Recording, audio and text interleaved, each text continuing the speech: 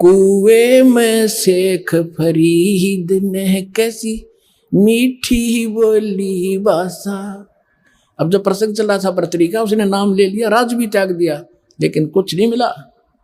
ये धक्के खा रहा इस काल के लोग में। अब शेख फरीद नाम के एक मुसलमान थे, बचपन से एक कसक थी उसकी भगवान की, घर भी त्याग दिया। एक ऐसे सूफी संत का चेला बन गया जाके, जो एक आंख से काना था। काना मन एक आंख छोटी थी उसकी, वो खुद की भी छोटी थी एक आंख।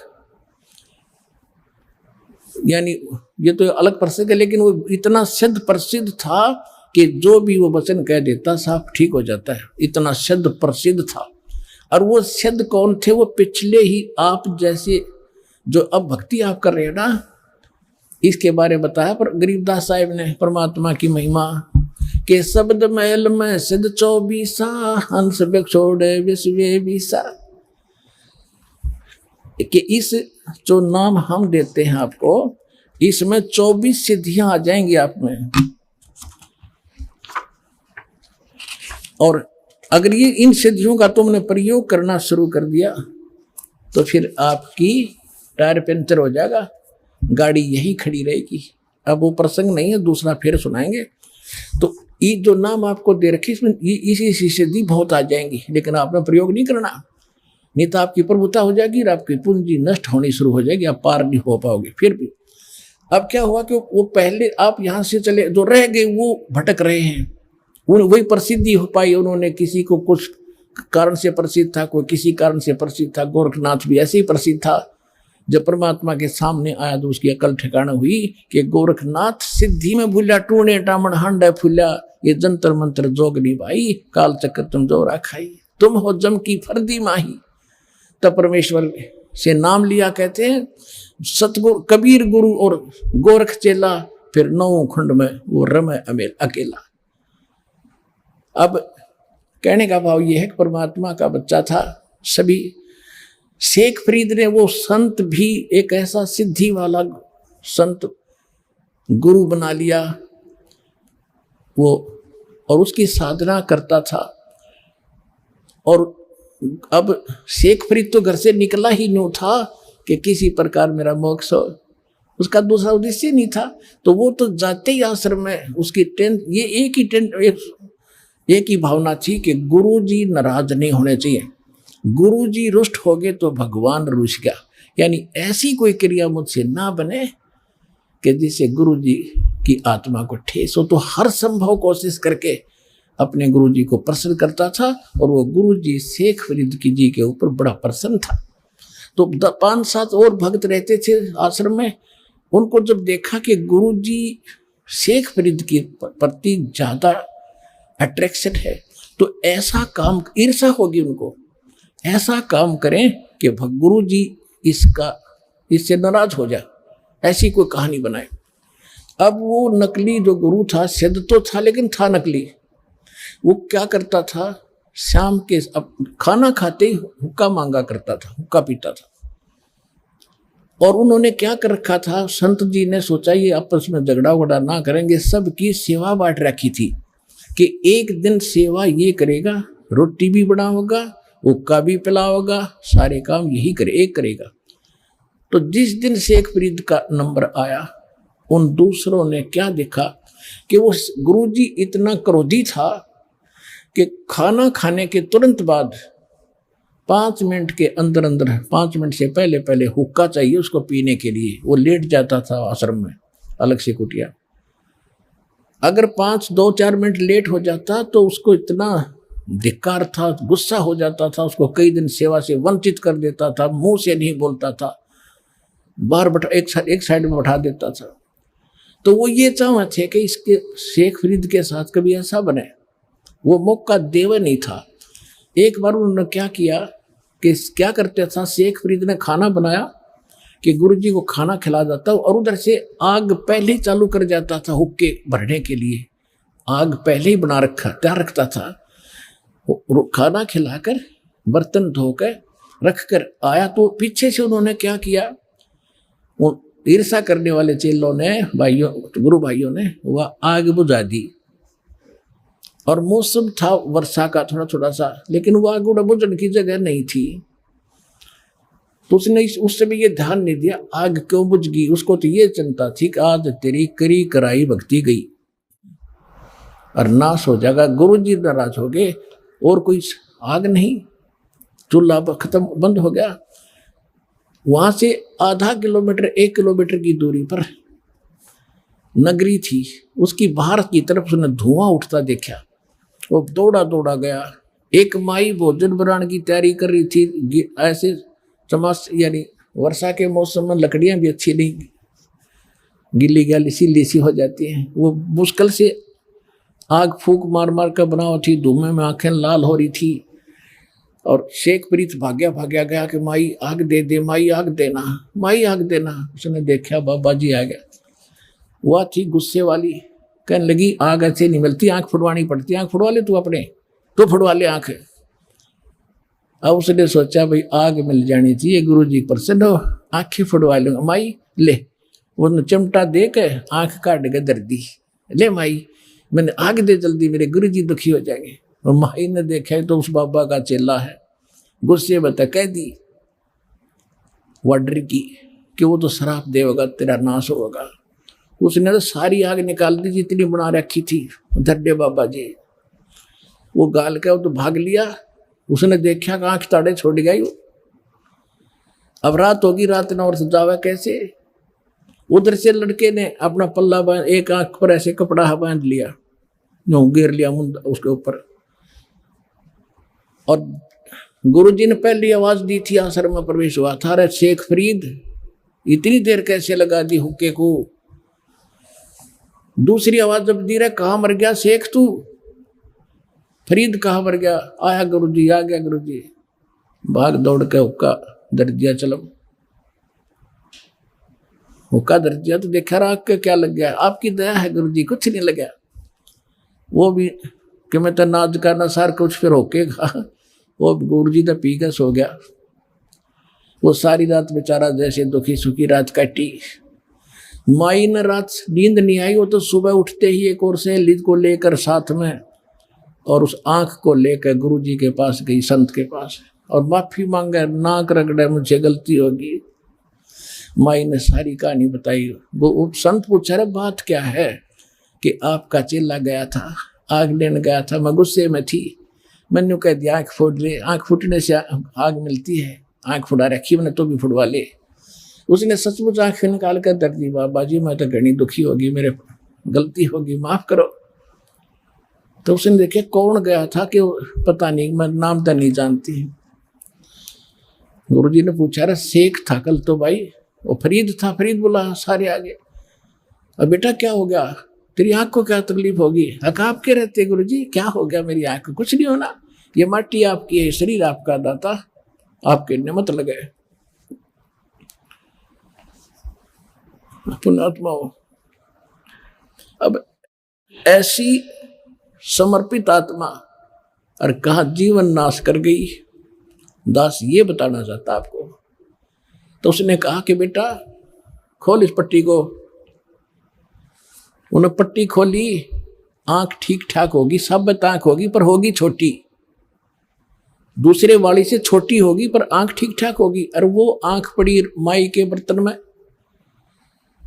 अब उस कारण से सारे नगर में आसपास उस बाबा जी की, उस नकली संत की सिद्धि के कारण इतनी महिमा होगी, वह पूछो मत, संत हो तो ऐसा हो। और पुण्यात्मा फिर शेख फरीद जी को डाउट क्या रहा कि ऐसा महापुरुष ये जो ज्ञान देगा सारा ठीक होगा। अब कहते हैं लागी का मार्ग और है, लागे चोट काल जा करके। ऐसी लगन लगेगी तो भगवान मिलेगा, लेकिन वो लगन और गलत स्थान पर लगा दी। अब गाय से दूध मिलेगी, सब ने पता, अब गाय से दूध मिलेगा। और गाय की जगह किसी ने गद्दी दे दी होगी, या गाय है काट ले, भर ले बाल्टी, उसने कितना चारा खुआ लियो और कितना उसने कुछ कर लिया, वो गाय वाला काम नहीं कर सकती। श्रद्धा भी स्थान पर हो, ठीक ठिकाने हो, और फिर लगन लगावे। बबूल का बीज बो के और आम चाहने के लिए उसकी पूरी सेवा भी करता रहे, अंत में बबूल ही लगेंगे, आम नहीं लगेगा। आम के लिए तो आम का बीज बोकर फिर वह लगन लगानी पड़ेगी। जिस तरह बबूल के पेड़ को प्रफुल्लित करने के लिए किया था, तो यानी आम का बीज बोकर भी वही श्रद्धा रखनी पड़ेगी, वही तरीका अपनाना पड़ेगा, तब ये बात बनेगी। फिर क्या हुआ, कुछ दिनों के बाद वो संत की मृत्यु होगी, सूफी संत मुसलमान की। और वहां फरीद जी, वो 5-7 जो बच्चे रह गए थे, आपस में उनके मनमुटाव होता था, तो वो क्या करता था, अपना वहां से निकल गया और एक कहीं जाकर साधना करी 12 वर्ष तक। और 12 वर्ष में केवल 1.25 मन अन्न खाया, 50 शेर 1.25 मन। अब 12 वर्ष में कितने, एक वर्ष में 365 दिन, और 12 वर्ष में कितने हो गए। और प्रतिदिन एक इंसान जीने के लिए कितना भोजन खाता है, आइडिया लगाना, 100 मन खा जा 12 साल में एक व्यक्ति। और वहां पर 40 किलो खाया 12 साल में, 50 किलो, तो शरीर तो कंडम हो गया, मांस रहा नहीं, अस्थि पिंजर शेष रहा। एक दिन वो लेटा लेटा ऐसे बैठा था, बैठ कर जैसे भी साधना कर रहा था, कौवे आ गए। उन्होंने सोचा ये मनुष्य मर गया। आसपास आकर बैठे चार सब जगह देखा, वो तो मांस तो उस पर था ही नहीं था, खाल और हाड़ माथे पर बैठ गया आके। उन्हें आंख दिखी कुछ इनमें मांस है, तो उन्होंने कोशिश की कि आंख निकाल ले इसकी, अपना पेट भरेंगे।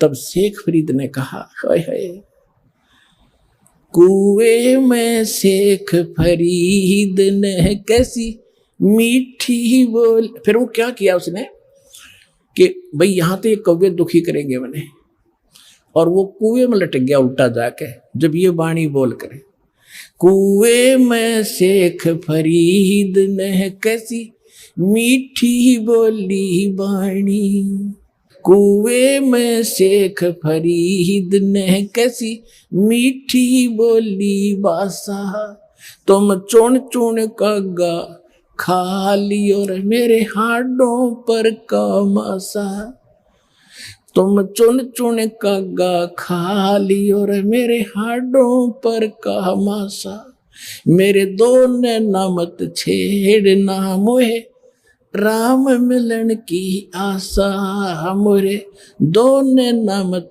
खाइयो भाई मन राम मिलन की आशा, जिन करी तपस्या घोर थी वो होए आश्रय अर्के, वो होए आश्रय हर्के, वो होए आश्रय हर्के, लागी का मार्ग और है लग चोट काल जा करके। अब देखो कितनी प्यारी आत्मा, परमात्मा के लिए शरीर की परवाह नहीं की, क्योंकि वो भगवान की लिए निकली थी। अब जैसे 12 साल और ये अन्न खावा, वो जीवित रह सकता है, लेकिन परमात्मा के नाम पर आश्रित था, तो उसकी लाज कबीर साहब रखते हैं कि तेरे नाम पर बैठा है, इसने ढोल दे डले, ये जब मानेगा जब कति कंडम हो लेगा। अब शेख फरीद ने सोचा कि भाई नाश बात बिगड़ गया था, ना भगवान मिला, शरीर अंत होने को आ गया, कौवे आंख भी खा जाएंगे, फिर मैं कितना जोगा नहीं रहूंगा, भगवान का दर्शन कैसे करूंगा। अब जैसा उस गुरुजी ने साधना बता रखी थी, वो तप करने लग गया बेचारा, वो तपस्वी थे, जैसी भांग वो बो रहा था, वह चेल्ले को शिक्षा दिया गया। अब चेल्ला तो वही होता, उसने समर्पण कर ही रखा था, जो गुरुजी कह दी सारी सच्ची और ऐसा ही करूंगा, लेकिन उससे मिलना कुछ नहीं था, जब तक पूर्ण संत नहीं मिलेंगे। अच्छा फिर क्या हुआ, उसने सोचा बाहर रहूंगा तो ये खाएंगे, कौवे खा जाएंगे। फिर कुएं में लटक गए, फिर वो यही अर्जी ला रहा था, रे कौव्यो मेरे आँखें छोड़ दियो भाई, क्योंकि बाहर तो आना ही पड़ता है थोड़ा बहुत फ्रेश फ्रूश होने के लिए भी। रो रहा है, फिर भी रो रहा कि भगवान मिला नहीं, अब क्या होगा, अब कहाँ जाऊंगा, जीवन अंत हो गया, दर्शन मालिक के हुए नहीं। अब परमात्मा आए, परमेश्वर जो भगवान है हमारे, जो जन मेरी शरण है ताका हूँ मैं दास, गेल गेल लाग्या फिरूं जब तक धरती आकाश। ये शेख फरीद वही था जो इस कलयुग में भी चल गया था पिछली पीढ़ी से, और साथी मालिक ही था। सोच रखा था मैं जिस धर्म में जन्मया हूं यही से मोक्ष होगा। धर्म का इसमें कोई रोल नहीं, धार्मिकता का रोल है, और सच्ची भक्ति होगी, कोई धर्म हो कोई जाति हो, मनुष्य जीवन हो वो पार होगा। अब कबीर परमेश्वर जी आए एक साधु रूप बना के, जिंदा महात्मा का, कुएं पर खड़े हो गए रस्सा बांध कर वृक्ष के, और नीचे लटका हुआ था पैरों का बांध के शेख फरीद। नीचे न सिर था ऊपर न पैर थे। परमात्मा ने नो का नो पकड़ कर रस्सा बाहर निकालना, जो तड़प रहा था। अब पुकारता अपने अपने गीता पढ़ा सुना करे, हमारा बाप ही कबीर साहब है, सत्पुरुष है। जब उसने बाहर खींचा तो पहले क्या करते थे, पाली आ जाते थे ग्वाले, वो शेख फरीद तपस्या कुएं में करता था, बाहर आकर थोड़ी बहुत देर बैठता था, तो पाली उसके रस्से को पकड़ के डंडी से ऐसे हिला देते थे। वो कभी इधर लगता था कुएं में, कभी इधर लगता था, वो फिर यूं कर लेता था। पाली छोड़ छाड़ कर थोड़ी देर छेड़ छाड़ कर चले जाते थे, कोई बद्दुआ नहीं देता था।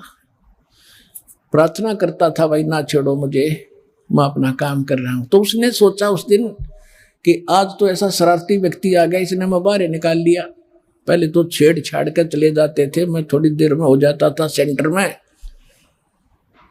उसने कहा, शेख फरीद ने कहा कि भाई आप कौन हो, मुझे ना तंग करो, मैं अपना काम कर रहा हूं, तुम अपना करो।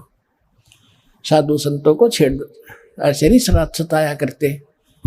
परमात्मा बोले आप क्या कर रहे हो महात्मा जी, कि मैं भगवान के लिए तड़फ रहा हूं, भगवान के दर्शन करने के लिए, दीदार करने के लिए मैं भक्ति कर रहा हूं, मुझे करने दे, थोड़ा ही समय रह रहा है, मैं अपने भगवान के दर्शन करूंगा। परमात्मा बोले कि मैं हूं वो अल्लाह अकबर जिसके आप दीदार करना चाहते हैं। अब वो कहता है शेख फरीद है कि नहीं नहीं ऐसे ना बोलो, ऐसा मत बोलो।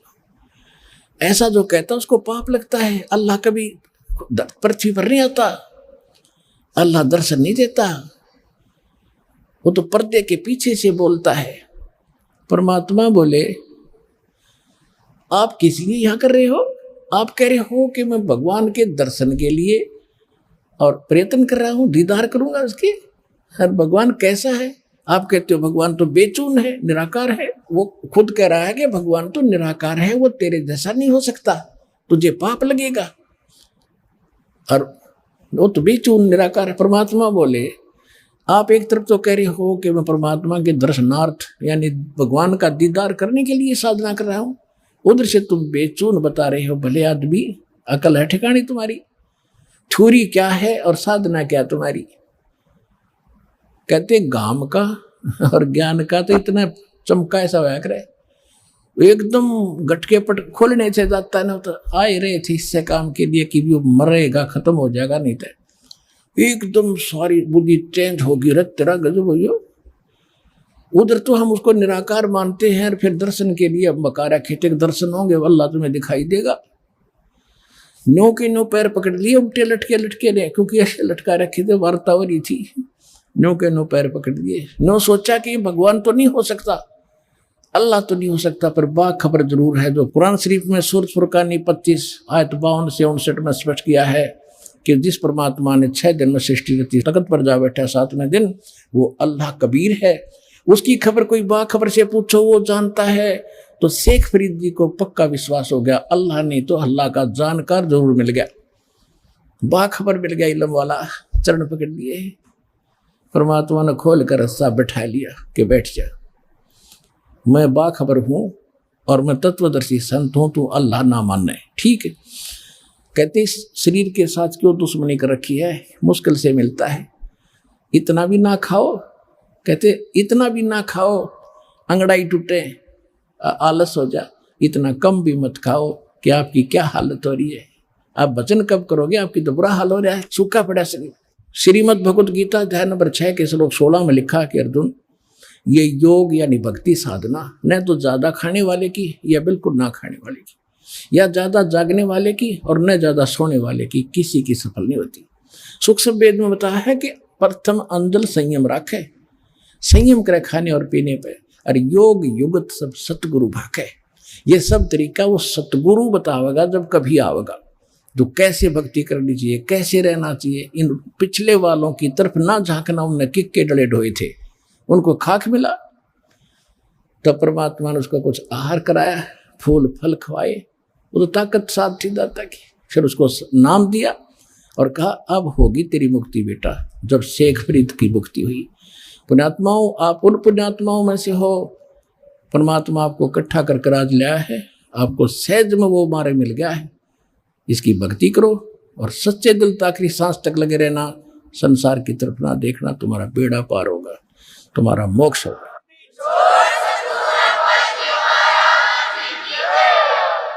वो कंप्लीट कोरस इस दास के पास है, परमात्मा कबीर जी का दिया हुआ है, और आपका और आपके 101 पीढ़ी पार होगी। लिख लेना भी सकते हैं अगर सच्चे दिल तक लगे रहे।